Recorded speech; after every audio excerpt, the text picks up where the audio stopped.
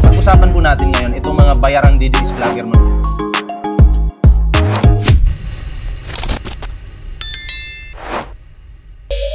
Okay, so next topic po tayo mga pre. Ayan ha, ano bang itatopic natin? Ano bang kasunod? Sino ba ito? Okay? Ito unahin natin. Ito yung matindi. Handa na po ba kayo dito sa isusunod natin? Sa kay Aimee Baba Marcos. So tuloy na po natin. Pakinggan natin yung kanyang sasabihin dito. Ay Marcos, nanginginig ako at ang aking boses. Hindi dahil ako'y natatakot sa inyo, kundi dahil nalulungkot po ako. Ipagpaw na hiling nyo sa gitna ng magsasalita ko, ako'y hihinto, hihina dahil sa bigat ng aking kalooban. Pero hindi yan ang dapat kong ihingi ng paumanhin. Hindi yan ang kasalanan ko sa bayan na dapat ihingi ko ng tawad. Narito po ako dahil sa tawag ng Iglesia ni Cristo para sa transparency, accountability at justisya. Ayan ito yung natapik ko ito kagabi. Kaya nag-iingay po itong si Aimee Marcos dahil di umano yung kanyang bagman ay malapit ng kumanta. Ayan kung napanood nyo yung video ni Larry Gadon mga pre, ayan yun po yung binigyan natin ng reaction kagabi. Ron Friends, shoutout po sa iyo tuloy natin. At dahil sa tawag ng sarili kong konsensya, may konsensya ka pa ba? Sarili niyong pangalan, dinudurog mo, sinisira mo. Tapos sasabihin mo, may konsensya ka. Ang haba ng baba, ang kapal ng baba mo. Kapal ng mukha mo talaga, grabe. Senador, bilang kapatid, bilang Pilipino, bata pa lang kami ni Bongbong. Bata pa lang daw sila ni Bongbong, ano? Alam na ng buong pamilya ang problema sa kanya. Grabe, no? Grabe manira. May tama talaga sa utak to.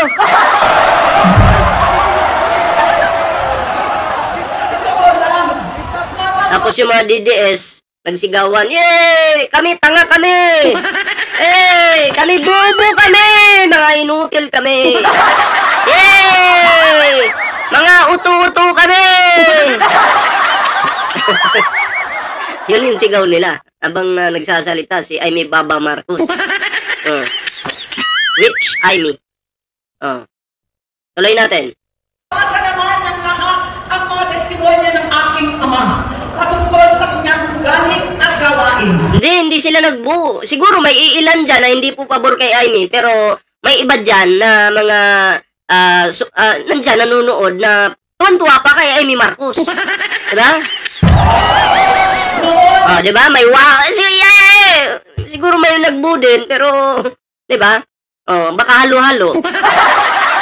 Dahil may tatay na kami, hindi ko pa siya responsibilidad. Noong tumatanda, ay mas naging nakakabahala. I-rehab na daw po natin si PBBM. Okay? Dapat daw po kasi, may nag-comment dito ayan, ipin natin i-rehab daw po natin si Pangulong Bongbong Marcos. Okay? Kayo po ba ipayag doon? I-rehab si PBBM? Dahil sinabi mo yan, Nancy, na tanga, may papakita ko sa'yo. Okay? May papakita ko sa'yo yung tanga ka. Sabi mo, ipaparehab si PBBM, di ba? Ito, panoorin mo to. Every 30 minutes. Nakita man ninyo? It's a killing activity. And I think my age, ako hindi masyado. Kasi nagmamoriwana ako. Agoy! Kasi nagmamoriwana ako. Kasi nagmamoriwana ako. Kasi nagmamoriwana ako. Kasi nagmamoriwana ako. Kasi nagmamoriwana ako. Kasi nagmamoriwana ako. Kasi nagmamoriwana ako. Kasi nagmamoriwana ako. Para magising. Yan. Alam nyo na, sinong dapat iparehab? Ha? Alam nyo na, ha? Kung sino dapat yung iparehab. Yung nagmamariwana na si Digong. Oh. Diba? O, asan na si Nancy? Na tanga. Pati pamilya niya, tanga. Asan ka na? Buhay ka pa? Nandiyan ka pa?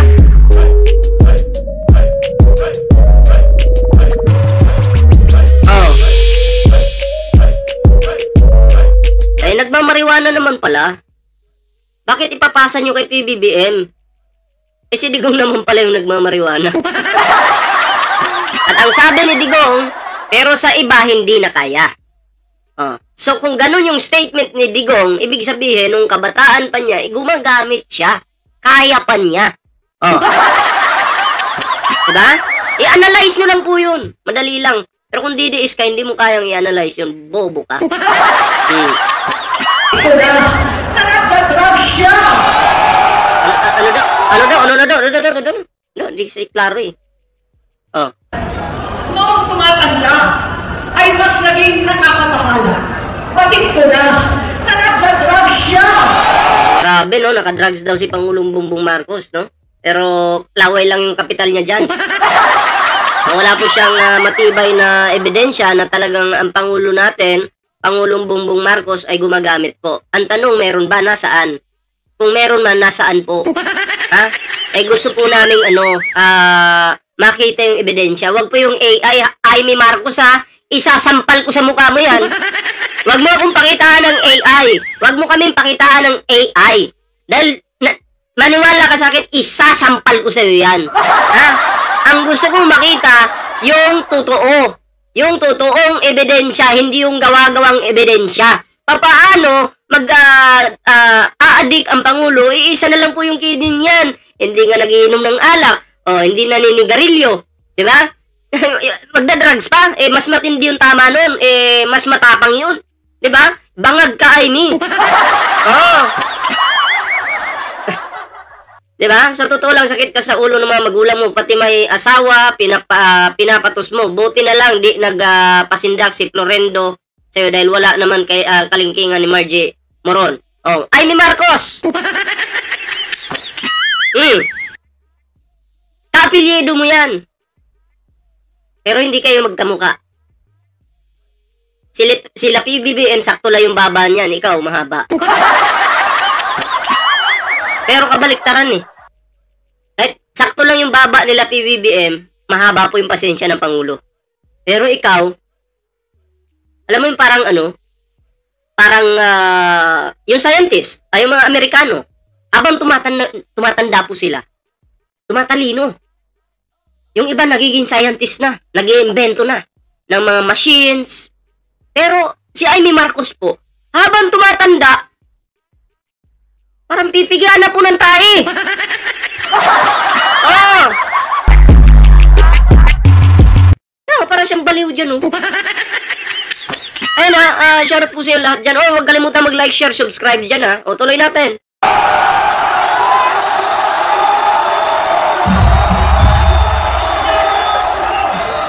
Pamilya, nalaman ng pamilya, seryoso ito.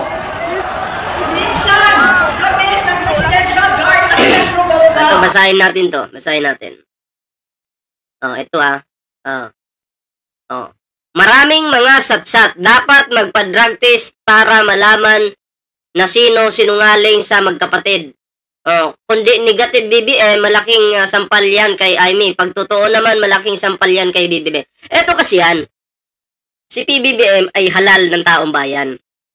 Hindi mo, isa pa, Pangulo yan. Hindi mo pwedeng utos-utusan yan sa gusto mo lang. Ha? At eto pa, okay? Oh. Eto pa, kung si PBBM ay talagang gumagamit, eh dapat hindi po yan nakatakbo ng pagkapangulo. Kasi idadrug test ka muna bago ka sumalang dyan sa pagtakbo mo na yan sa pagkapangulo. Eh nag-negative nga si Pangulo eh. Ngayon idadrug test nyo na naman. Sino ba kayo? Ha? Sino ba kayo? Para utus-utusan si Pangulong Bongbong Marcos. Mahiya naman kayo. Diba? Kahit ako nga yung presidente, sino ka ba para sundin kita? Baka puntahan ba kita, sampal-sampalin kita sa harapan ng pamilya mo? Ha? Alam ng taong bayan yan eh. Bago tumakbo yan, nagpa-drug test na yung mga yan. Di ba? Ang naglilinis tuwing nagpa-party ko sila. Nabuhay kami magkakapatid sa ibang bansa. Kami-kami lang. Kinumpisi ko pa si Bongbong. Wow. Nakasalan ko na si Lisa. Naisip ko nun, kapag nakasawa siya, malalagay na sa tahimik at magkakaroon ng direksyon. Kung totoo yung sinasabi ni Amy, eto kung totoo yung sinasabi ni Amy, dapat wala siyang script. Kasi pamilya mo yan eh. Kapamilya mo, alam mo eh. Sabi mo, alam mo yung pamilya mo. Bakit may script ka? Kung alam mo yung nangyayari sa pamilya mo, kasama mo yan, buong buhay mo, magbabasa ka pa ba ng, ng script mo dyan? Ha? Oo nga, 2 times na nga, na-drug si PBBM. Hindi lang siguro 2 times. Kasi noon, tumakbo din yan ng senador, di ba? Bakit may script? Ako kung may kapatid ako ngayon, alam na alam ko po yung ginagawa ng kapatid ko araw-araw. Kaya hindi ko na kailangan ng script kapag kinuwento ko sa inyo yung buhay ng aking kapatid. Kung kuwento ko sa inyo, bakit mo pa kailangan ng script? Para saan? Di ba? Para saan pa? Kaya hindi ka panipaniwala eh. Zaldico may script. Sara Duterte may script. Amy Marcos may script. Naalala niyo yung yung si Sara Duterte yung nagsalita sa harapan ng screen na naka-black siya? May script po yun sa monitor, binabasa niya. Pero pag matalino ka, hindi mo na kailangan ng script. Pero pag boba ka, script mo na.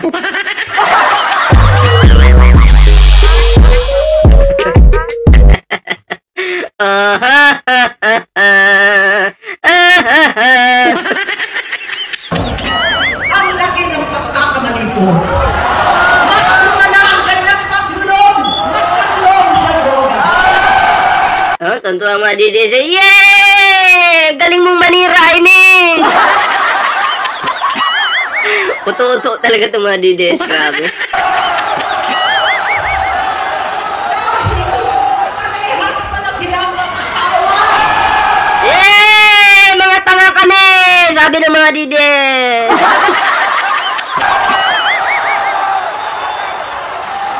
Naging gobernador siya ng Ilocos. Alam ng mga tao doon na halos hindi siya mapasok. Tuwing kukumprontahin ko siya, ay nagsasabi siyang magbabago na siya, aalisin na niya ang bisyo. Hanggang sa may nagsumbong na naman sa akin na sa pag-isip pa lang sa umaga. Ayan maliwanag po bakit nagsasalita ngayon itong si Amy Marcos dahil po merong di umano yung bagman ni Amy Marcos mukhang kakanta. Okay? Pakita ko po sa inyo para baka naman sabihin niyo si Ballpoint man gumagawa lang ng kwento, no? So mas maganda na yung ipakita ko sa inyo. Ito di umano yung bagman. Tuloy natin to. Nakakadismaya itong ginagawa ni Senator Amy Marcos na ito na sinisira niya hindi si BBM kundi sinisira niya yung buong pangalan ng mga Marcoses. Napakatagal ng panahon, more than 30 years, no? 36 years na niyuyurakan, sinisipa, dinadag. Pero naniniwala ko, si Amy Marcos gusto niyang sirain si PBBM. Pero sarili niya mismo yung nasisira dito. Bakit? Unang-una, sinusukan na siya ng mga loyalista, si Amy Marcos. Oo, sinusukan na po yan ng loyalista. Ano nga yan binato sa Ilocos yan, si Amy Marcos. Binato ng Batikos. Diba? Oo. Naniniwala po ako, itong si Amy Marcos yung sirang-sira dito. Bakit? Explain ko sa inyo. Simple lang naman. Ano ba to? Nadjakita natin, wait lang. Naniniwala daw siya, adik ka. Adik yung pamilya. Adik daw po yung pamilya ni Onsi 11. Onsi. Siya po yung umamin niya na adik daw po yung pamilya niya. Sa Davao ka na tumira, mangga. Huwag yung patirahin doon sa Davao. Wala namang bilang yan. Bigyan muna natin tong jacket. Jacketan muna natin, okay? Si Amy Marcos po, ganito yan. Sinusuka na po ng mga loyalista na sumusuporta po kay PBBM. Siguro kung meron mang sumusuporta sa kanya, nabibilang na lang, di ba? Tapos ngayon, ginagamit pa siya ng mga DDS. Wala po siyang supporter. Si Amy po ay parang asong ulo lang na ginagamit. Diba? Oh. Tangina si Atong Ang nandito. O ginagamit. So, sinuka ka na ng mga ng mga loyalista, ginamit ka pa ng mga DDS. Wala kang tunay na supporter. Oh.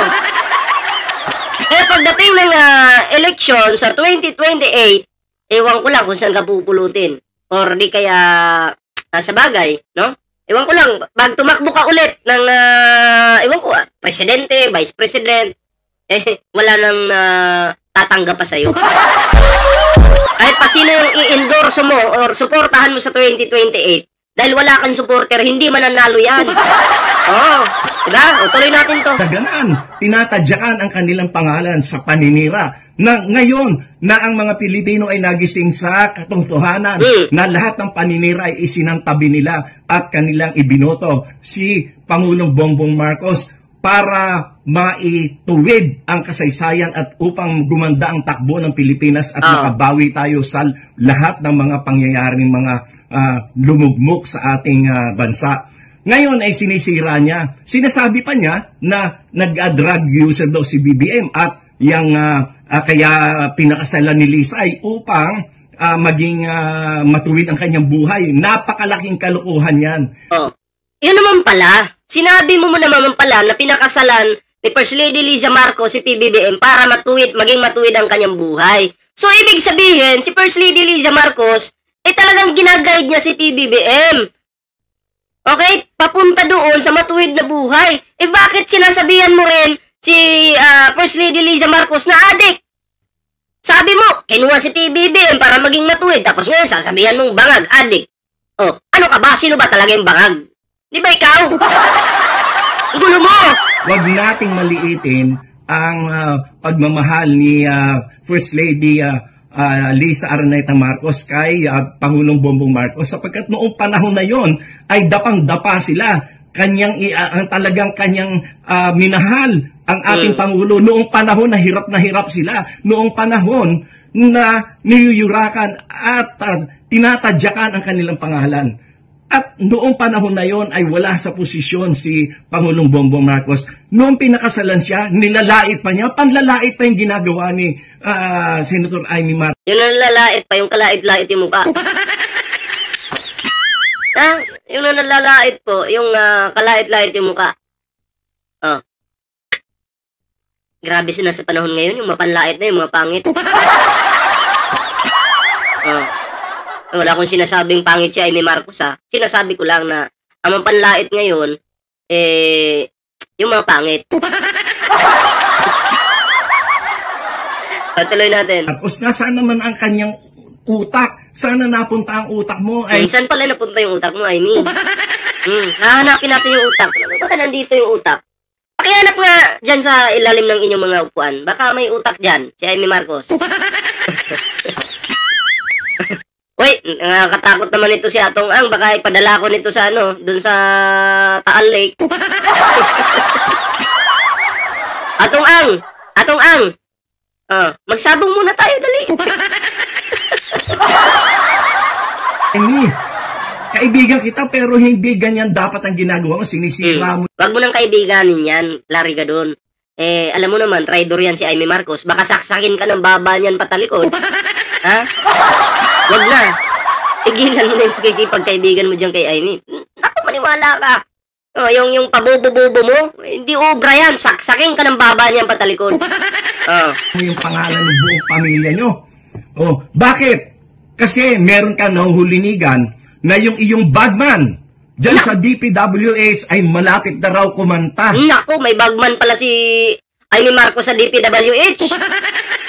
So ibig sabihin, kung ganun nga, kung totoo ito, sangkot din pala itong si Amy Marcos. Aha! Napunta sa baba. sasaksakin niya din si Sarah, kapatid nga, sinaksak. Magsaksakan po sila. Atong ang, pahinga muna idol, wala mo ng sabong. Dapat nagsabong ka. Nakakatakot sumama sa'yo. Hindi na ako didikit sa'yo. Atong ang, baka mamaya, yung buto ko, itapon mo dun sa kung saan-saan. Takot naman yan. Sa aking pagkakaalam, sa mga media circle, ay malapit na kumanta yung iyong bagman. Baka sinasabi nyo, sino si Atong Ang, ha?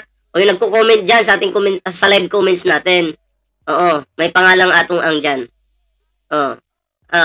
Idol, ang mga sinungaling, humahaba ang baba. Grabe naman yan.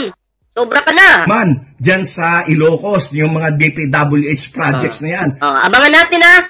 Baka may kumanta na ba, dyan? Bagman! Kaya pala nag-iingay si Amy ngayon, dinidikdik si PBBM para yung kanyang baho, mapagtakpan ng ini-issue niya kay Pangulong Bongbong Marcos. Sa aming narinig din na si Diskaya pala ay contributor sa campaign mo, na donors mo rin sa campaign mo. Palakpakan natin sa baba si Amy. Woo! Grabe. Campaign donors pala At yung hindi ka napagbibigyan doon sa mga pwesto na gusto mong ipa-appoint. Kaya ikaw ay galit na galit. So si Amy Marcos humihiling pala, hindi napagbigyan. Diba? Hindi napagbigyan, kaya ayan, naninira na lang po. Si Amy Marcos at Sara pareho lang po. Mapanirang tao. Yung kapatid. Pero kung galit ka sa kapatid mo, dapat yan ay ipaglihim nyo lang sa inyong pamilya. Huwag mo idamay ang mga Pilipino. Huwag mo idamay ang Pilipinas. Oo nga, dinadamay tayo, kung galit ka kay PBBM, mag-away kayo, mag-video call kayo. Bakbakan mo si PBBM doon. O di kaya, puntahan mo, awayin mo. Pero yung magsasalita ka sa stage, mandadamay ka sa issue nyo, wala akong pake sa ini-issue mo kay PBBM. Ang focus namin ngayon, ang pagsuporta kay Pangulo, dahil talagang inaangat niyang muli ang ating bansa. Habang ikaw naninira, si PBBM nakapokus dun sa pag-angat sa ating bansa, binubuhat niya mag-isa. Pero ikaw, nilalatigo mo si PBBM para mabitawan niya ang bansang ito. Upal! Kaya maninira ka, magdi-destabilize ka ng gobyerno. Sino? Iba naman kabidya call niya. Bakit ganyan kayo mag-comment? Pinapahirapan mo ang mga Pilipino. Yan ba ang dapat mong gawin? Dapat mo bang sirain ang ating bansa? Mag-isip-isip ka, Amy. Wala kang isip Naiinis din ako sa'yo, Lariga, dun Wala kang isip yung kaibigan mo. Kasi kung may isip yan, hindi na sana nagbabasa ng script. Yung pambanat niya kay Pangulong Bongbong Marcos, kapatid niya pa nga yan, nagbabasa pa ng script. Di walang isip. Nasaan ang utak mo? Nasaan yung utak? Hanapin na. Uy, pakihanap yung utak ni Amy. Baka nandyan. May utak ba dyan? May utak sa inyo? Di ko mahanap sa akin. Anyway, next topic na nga po tayo mga pre. Ayan, sa hindi pa nakapag-like, share, and subscribe. Ayan, libre po kayo mag-like, share, subscribe dyan mga pre. Ayan, okay? Ilang likes na po ba tayo dyan? Mukhang hindi kayo nagla-like Mukhang hindi kayo nagla-like. Share din natin ang video ito, di ba? So next topic na po tayo mga